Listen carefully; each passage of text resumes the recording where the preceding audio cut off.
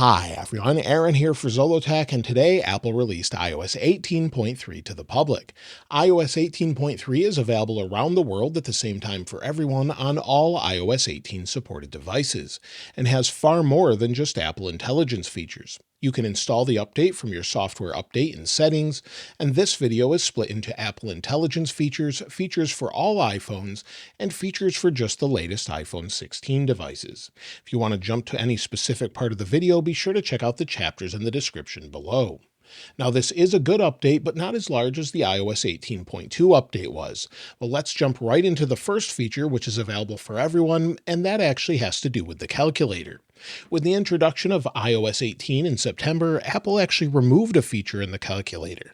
Not exactly sure why, but if maybe we go into the calculator, type 8 times 5, tap equals, we can now tap the equal sign again for it to continue to multiply. This is something we had in iOS 17, they've brought back now in iOS 18.3. So you can do that and continue to multiply if you want to do that just by tapping equals. They've also updated voicemail for everyone. Maybe you're getting an incoming voicemail call and you don't recognize who it is, it's gone to your voicemail. It's now easier to block it. In the last phone call that went into voicemail that I didn't recognize, you can see here in the upper left, there's a new option to block the voicemail call. So you can block the caller altogether and then they won't be able to get through to you again. So it's just a quicker way if you want to block someone from calling you.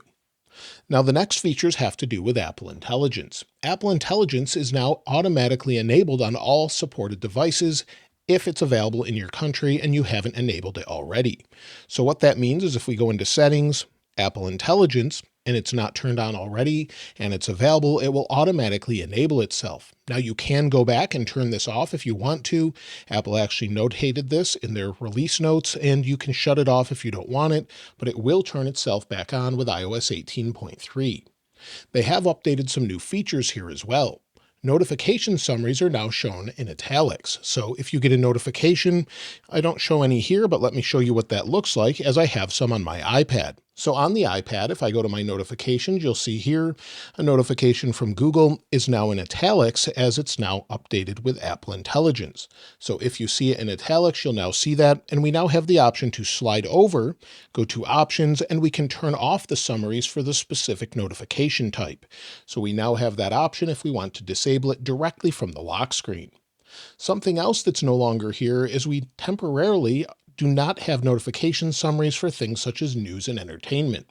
Apple said they'll update this in a future update, but it's not available now as they had quite a few mistakes and they want to get it right. And within our notifications, if we go to Summarize notifications, it says summaries may contain errors. So this is something Apple's just making you aware, making it clear that there could be errors in the Summarize notifications. Again, if you want to disable this, you can though. They've also updated messages a little bit. Within messages, if maybe we go to our keyboard and then tap the plus button on the left, you'll see we now have the option for Genmoji. This was previously only accessible directly within your emoji keyboard, and then the little button here if you had it enabled. So if you wanted to enable your emoji keyboard or your Genmoji, you could go right in here, but now you have that actually from your application menu on the left. So it's just an addition they've made here. There's also more Apple Intelligence features we'll talk about in a moment, but there's a couple other things for all iPhones I wanted to share. So if we go back to the iPhone 11, on the iPhone 11, if we go to apple.com, and on apple.com or any website that we want to extend a screenshot, we'll take a screenshot, go into it, tap full page, and then maybe go to the crop tool. If we decide to crop this page, maybe down to just a couple pages or 2 or 3, tap done, we'll now get a message that actually says the cropped content is not removed from the PDF. Content outside the cropped area won't be visible in most PDF viewers, but it can be made visible in some apps. So it's just a warning to let you know, and this goes across all devices. Another thing they've updated has to do with the App Store. So if we go into the App Store, it now uses natural language. You may actually get a notification here when you go to search that you can use natural language. So you can do that to find apps or find games that are based on strategy.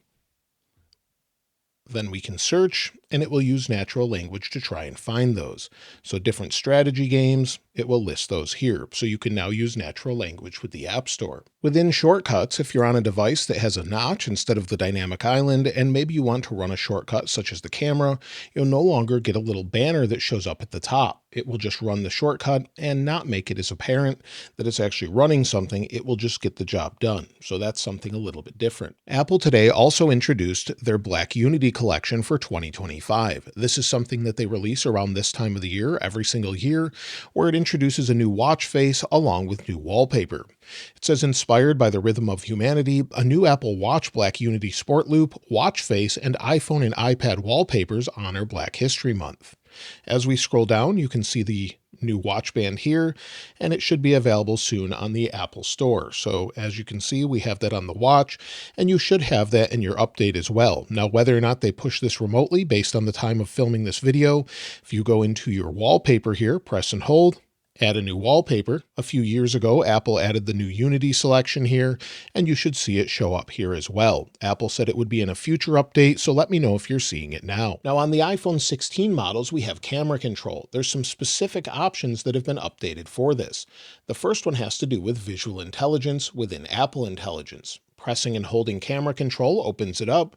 Now it can identify plants and animals. You can see the animation here, what it looks like. So it looks a little bit different. It will identify a plant. You can tap on it, get more information, and the same is true with animals now. You can also add an event directly to your calendar from a poster or a flyer. So if you want to use visual intelligence there, it just makes it a little bit easier. If we go into our settings, they've updated a couple things here. The first one is, if we go to accessibility, under accessibility and we scroll down, camera control now matches all of the other dark mode icons. So that's something that they should have updated a while ago that's now been updated. And also if we go into our camera options specifically, under camera control, there's a new option here that says lock focus and exposure. Prior to this, it said AE and AF for autofocus and auto exposure. This clarifies it a little bit. And then of course you can turn this on or off based on what you want to use. So it says lightly press and hold, then continue touching the camera control to maintain focus and exposure. So it's a little bit of an update there with just some clarification. Now with every update, we get security updates. However, Apple doesn't typically update this sometimes until hours or sometimes even days after the update is released to the public. So I'll link this in the description if you want to see all of the latest security updates, and you can see all of the prior ones here as well. So with iOS 18.2.1 and iOS 18.2 and older. But be sure to check those out if you're interested. But there are bug fixes in this update as well. One of them specifically has to do with the keyboard, where it might disappear when initially using a typed Siri request. So maybe you're using type to Siri and the keyboard doesn't show up. It should now show up properly. Apple has also resolved an issue with music. They resolved an issue where audio playback would continue until the song ends, even after closing the Apple Music app. So maybe you closed it out, or maybe even you closed it or swiped it off your screen. Sometimes it would continue to play. They've now fixed that issue. Now, they haven't mentioned any other specific bug fixes. However, it does seem that the touch bug has been fixed, not just on new devices, but old devices as well, where you'd go into a different app, it wouldn't work. Now it seems like that's been resolved. It also looks like they've fixed the notifications having mismatched icons. So sometimes you would go into your notifications and you would have a light mode and a dark mode icon even when dark mode is enabled. They've since fixed that issue. It also seems like they haven't fixed a few things, such as the wallpaper saturation and desaturation bug. If I swipe down, go into notifications, we'll swipe these off the screen, we'll swipe home. It will sometimes oversaturate and sometimes it will desaturate now. Sometimes it looks like it's fixed and then other times it's not. It also seems like we're not having our iPhone 15 wallpaper yet. So if we go into our wallpaper, if we scroll down to collections, for whatever reason, we still don't have iPhone 15 wallpaper. I'm not sure why they didn't bring it back, but let me know if you're seeing it now in this particular build. Now, as far as any additional issues, we'll have to wait and see, and it will take a few days, so we'll talk about that in the follow-up after many of us have used it full-time for a few days. And as far as upcoming releases, well, iOS 18.4 Beta 1 is probably expected any day now. So based on what we would expect, typically we would see that maybe sometimes the same day or later in the week. Could be tomorrow. We don't have a specific date, but we do expect some major updates to Apple Intelligence with Siri and maybe some other features as well. So things such as robotic vacuums in the Home app we thought would be in this update, but Apple hasn't said that it's enabled yet, and that could be coming a little bit later. So at this point, I would expect iOS 18.4 Beta 1 fairly soon, and of course all the other updates with watchOS and more to go along with that. We're waiting for an iPhone SE 4 announcement and much more. Now, as far as the performance goes, the good news is using the RC release, it seems like it's a pretty good update. Performance-wise, even on older devices, seems to be fairly smooth. Scrolling through things, using things such as ProMotion when scrolling, seems to ramp up and down nicely. It will slow down when not in use and ramp up and down as needed. However, going into apps like music, as I showed before, is nice and fast. Maybe if we go into weather or just simply open the camera, it seems like it's fine. Opening the camera is nice and fast, no issues there. And that goes along with the heat. After installing the initial update, it's going to take a while to process in the background, which will affect performance and battery. We'll talk about battery in a moment, but the overall heat after using it for a couple days, once it's settled, seems to be nice and cool. Let me show you briefly with the thermal camera. So on the 16 Pro Max running iOS 18.3, we're at about 30.7 degrees Celsius. So it's going up and down just a little bit, but in general, staying nice and cool. And the screen is still on. So if I flip it over, you'll see the screen is on. And from holding it, it will warm up just a little bit, but it's staying nice and cool.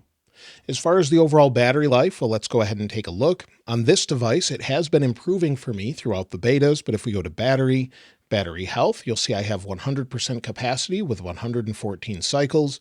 And as far as the overall last 10 days, you'll see it says update finishing in the background. So this will improve after some time, but this can take about a week sometimes. So give it some time as it can affect things overall. But if we go to yesterday, 2 hours and 53 minutes of screen active time, 4 hours and 8 minutes of screen idle time, and I used a little bit over 50% of my battery. The day before, about the same, 3 hours and 3 minutes, so it would have been over 6 hours. However, it seems to be getting better slowly. If we go back to previous versions, it took much more power, 5 hours and 53 minutes of screen active time. The next day, 3 hours and 30 minutes. It just varied greatly, and I was traveling during that time. So this day was just 2 hours and 38 minutes, and I used over 75%. So it's definitely seeming to improve, and hopefully it continues to improve once the background processing is completed. If you're wondering if you should install iOS 18.3, well, throughout the betas, and especially the RC, many people say it has improved greatly over iOS 18.2.1's battery life and bugs. It seems like it's much more stable at this point, and hopefully that continues to be the case going forward. But at this point, not a ton of features, but hopefully a few things that really fix this and make it a much better experience. Now, as far as the beta, you can hold out for that if you'd like to, or you could turn it off now if you don't want to use it. So again, go into your settings and go into General, then Software Update. And if you don't want to continue on betas, just turn it off. Then you'll be able to stay on the current public release. As far as benchmarks, I did run those. If we go into Geekbench 6, I ran them briefly on this device, and you'll see it scored 3,534 for single core, 8,781 for multi-core. It's doing quite well compared to what we had before, even on previous betas. It's some of the highest scores we've seen, especially for multi-core, so definitely doing better than what I've seen before. And so that's everything so far with iOS 18.3. If we notice any changes, anything maybe they enable after the fact, I'll be sure to let you know in a separate video. And of course, if you've found anything else, I'd love to hear from you as well. If you'd like to get your hands on this wallpaper, I'll link it in the description like I normally do. And if you haven't subscribed already, please subscribe. And if you enjoyed the video, please give it a like. As always, thanks for watching. This is Aaron. I'll see you next time.